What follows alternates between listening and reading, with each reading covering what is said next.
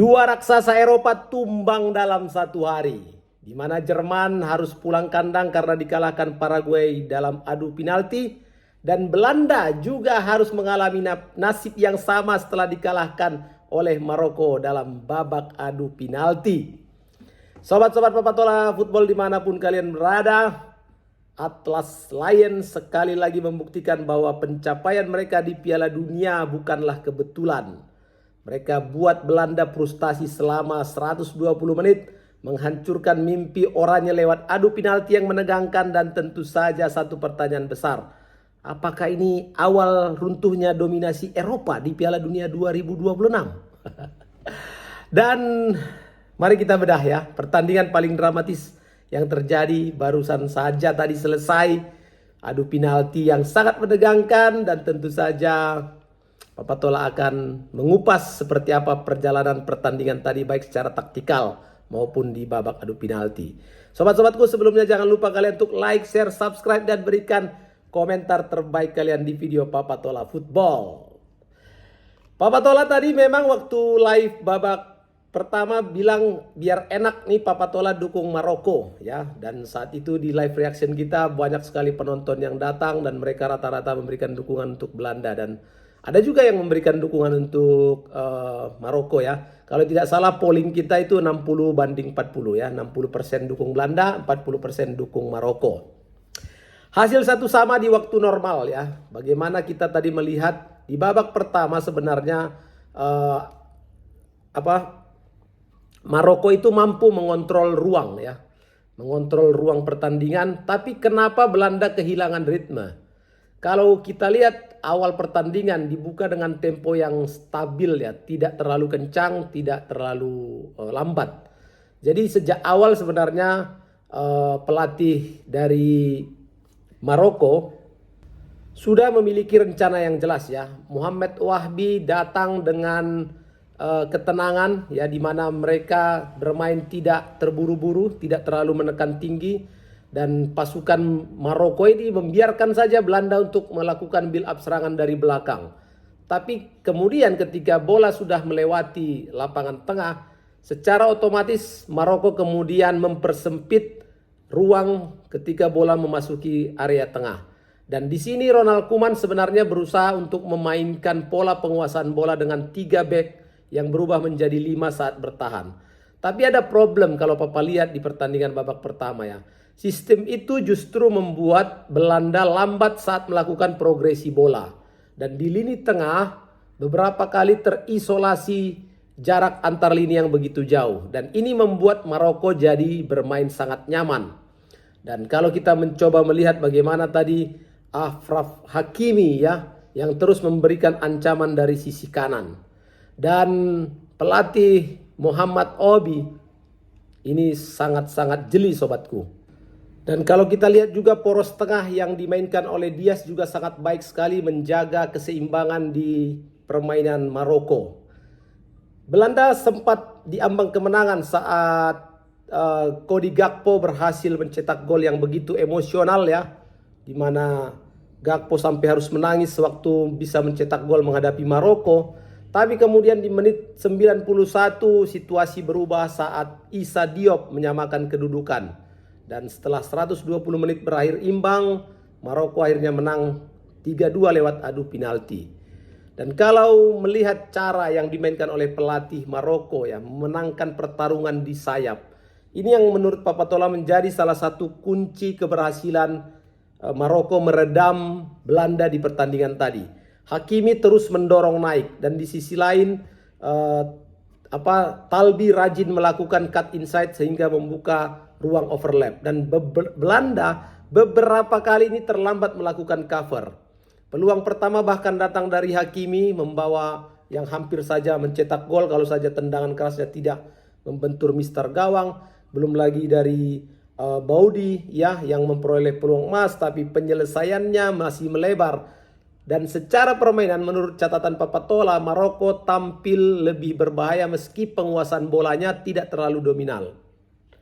Dan Belanda bukan berarti tidak bagus di pertandingan ini. Mereka juga memainkan skema yang sudah diatur sedemikian rupa atau sudah dimainkan oleh Ronald Koeman. Terbukti saat gol dari Cody Gakpo ya, di mana pada menit 72 itu melakukan transisi yang cepat, dan ini yang menjadi harapan dari Ronald Koeman sewaktu mereka diserang atau ditekan oleh Maroko, dan terbukti berhasil. Bagaimana kegagalan serangan dari Maroko di mana bola dikuasai penjaga gawang, langsung melakukan tendangan ke depan, dan di sana sudah ada Summerfield yang menerima bola di sisi kiri, dan dia benar-benar mempunyai kecepatan untuk masuk ke kotak penalti Maroko. Sebelum dia terjatuh, dia masih sempat memberikan umpan pada Cody Gakpo, dan di situ Cody Gakpo datang melepaskan tendangan ke gawang Bono yang sudah kosong. Tentu saja gol ini sangat-sangat menghentak Maroko ya, dan seluruh bangku cadangan Belanda berlari memeluk Gakpo sambil si penyerang ini sudah tidak mampu menahan air matanya. Jadi ini menjadi sangat emosional ketika melihat Gakpo merayakan gol pertama di pertandingan menghadapi Maroko. Tapi ada kesalahan Ronald Koeman yang kalau Papa Tola lihat ya, setelah unggul 1-0 kenapa langsung melakukan perubahan, mempertahankan tekanan ya, jadi justru malah Belanda semakin mundur. Koeman malah langsung bikin blok pertahanan dengan 5 back ya. Tentu saja keputusan ini jadi bumerang karena Belanda akhirnya kehilangan jalur keluar ya saat menguasai bola.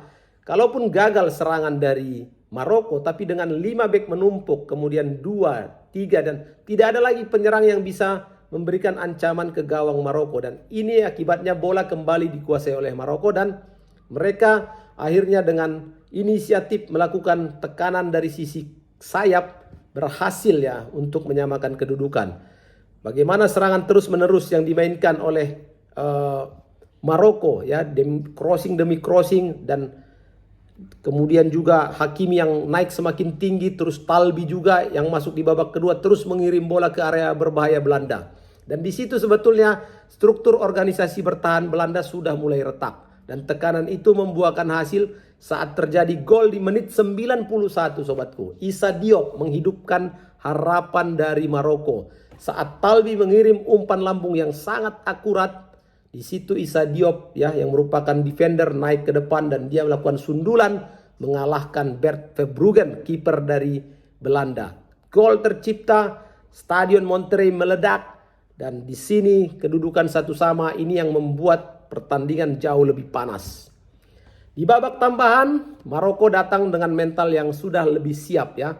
Extra time mereka hati-hati. Di situ kelihatan sebetulnya kepercayaan diri Belanda mulai menurun. Justru Maroko tampil lebih tenang. Mereka tetap disiplin dalam bertahan dan sesekali melakukan ancaman serangan balik. Tidak banyak memang peluang yang tercipta di babak tambahan, tapi kelihatan di sana sebenarnya dalam hati pelatih kayaknya memang sudah ingin adu penalti aja ya, mempersiapkan adu penalti.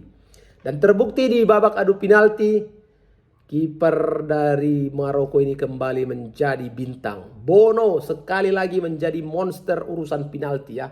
Pokoknya kalau ada masalah penalti, panggil Bono. Jadi kalau ada satu pemain yang paling menentukan hasil pertandingan tadi, ya Bono, Yasin Bono. Jadi kiper Sevilla ini kembali membuktikan reputasinya sebagai spesialis adu penalti. Pertama dramanya, Maroko melakukan tendangan ya. Hakimi, kapten kesebelasan, ternyata gagal. Tapi masalahnya, kemudian setelah kegagalan itu, gol, Belanda gol, Maroko gol. Malah Belanda gagal melalui Justin Kluivert. Gagal si Timber, dan penendang berikutnya adalah Summerfield. Jadi secara psikologis sebetulnya Bono sudah menang ya, secara psikologis. Dia berhasil membaca arah tendangan, bergerak lebih dulu dan melakukan penyelamatan yang mengubah arah penalti. Jadi ketika giliran terakhir penendang Maroko yaitu Ismail Saibari, dengan tenang penyerang PSV Eindhoven ini mengirim bola ke sudut bawah kanan penjaga gawang. Di situ gol, Maroko menang 3-2. Jadi secara duel taktik ya antara Ronald Koeman dengan Mohamed Wahbi ini, kalau Papa lihat Awalnya semua berjalan lancar dengan skenario masing-masing. Belanda rapi dalam membangun serangan, ya kan. Kemudian Marokonya juga punya kemampuan untuk bertahan dan menekan. Tapi itu tadi, masuknya 5 back setelah Belanda unggul, itu yang mengubah ritme dan identitas penyerangan Belanda, ya. Bayangkan 5 back masuk coba. Dan tentu saja memang niatnya ingin mengamankan keunggulan 1-0 tadi. Sudah pasti bisa kita baca ya. Tapi terlalu cepat. Akhirnya apa yang terjadi ya di situ tadi. Bagaimana Issa Diop, Ismail Saibari, Hakimi, Talbi itu benar-benar mengepung, membombardir ya pertahanan dari Belanda. Kita harus acung jempol juga untuk Cody Gakpo dan juga pemain-pemain Belanda seperti Summerville yang luar biasa. Dan tentu saja sorotan besar tertuju pada penjaga gawang Maroko Yasin Bono, karena sekali lagi dia membuktikan kepiawaiannya dalam urusan dan spesialisnya sebagai penjaga gawang di babak adu penalti. Sobat-sobat, penampilan yang cukup bagus dari Maroko dan mereka nanti akan bersiap-siap juga di babak 16 besar. Dan tentu saja dengan kekalahan ini Belanda harus menyusul tetangganya Jerman untuk pulang kampung. Ya, dan tentunya 2 nama besar Eropa tumbang di Piala Dunia di babak 32 besar ini. Terima kasih sobat, jangan lupa untuk like, share, subscribe dan berikan komentar terbaik kalian di video Papatola Football. Di video ini review match Belanda versus Maroko. Sampai jumpa. Assalamualaikum warahmatullahi wabarakatuh.